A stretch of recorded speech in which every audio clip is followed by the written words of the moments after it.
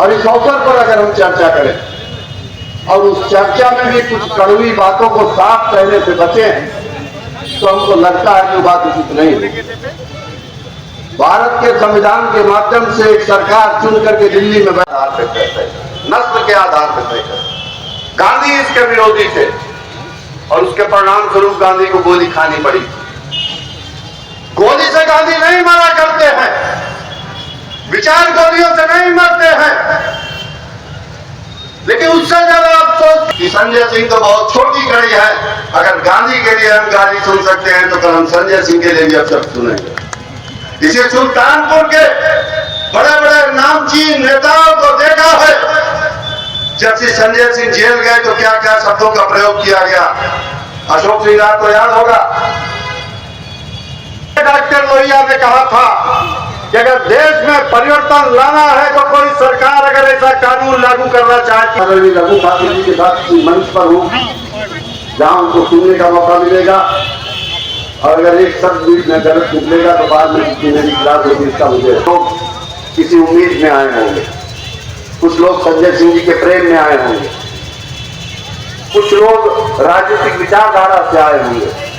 लेकिन याद रखिएगा कि कोई भी देश नदी से, पेड़ से, पहाड़ से, समंदर से, रेगिस्तान से और घाटियों से नहीं बनता है। वो देश बनता है उस देश के रहने वाले लोगों से। और भारत की 142 करोड़ आबादी को अगर एक साथ एक मन से शहीदों के सपनों को पूरा करने की विचारधारा नहीं है, हम सब से संजय सिंह के साथ है। और आवश्यकता पड़ी तो संघर्ष को जहां तक आवश्यक होगा दल की सीमाओं को तोड़ करके भी आगे बढ़ाने में साथ रहेगा। बहुत बहुत धन्यवाद। आजादी के 75 साल बीत गए, पूरा देश अमृत महोत्सव मना रहा है।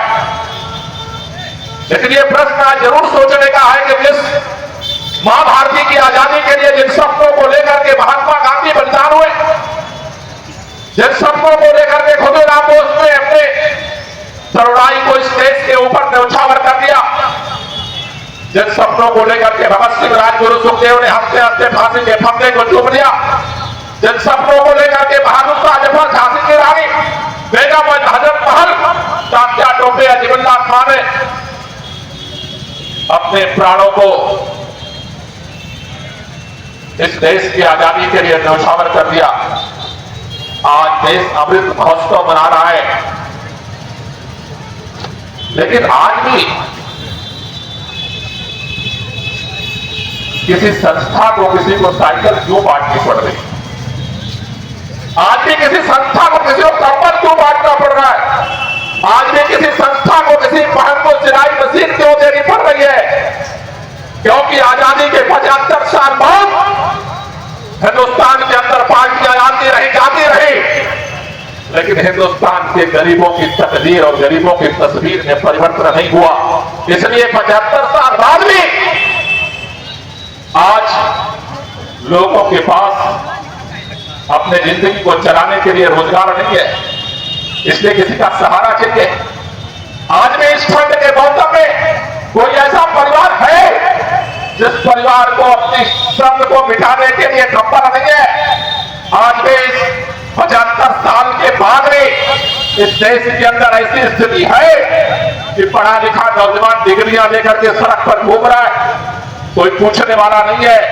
आज भी अन्ना आंदोलन के दौरान संजय भाई से हमारी मुलाकात हुई।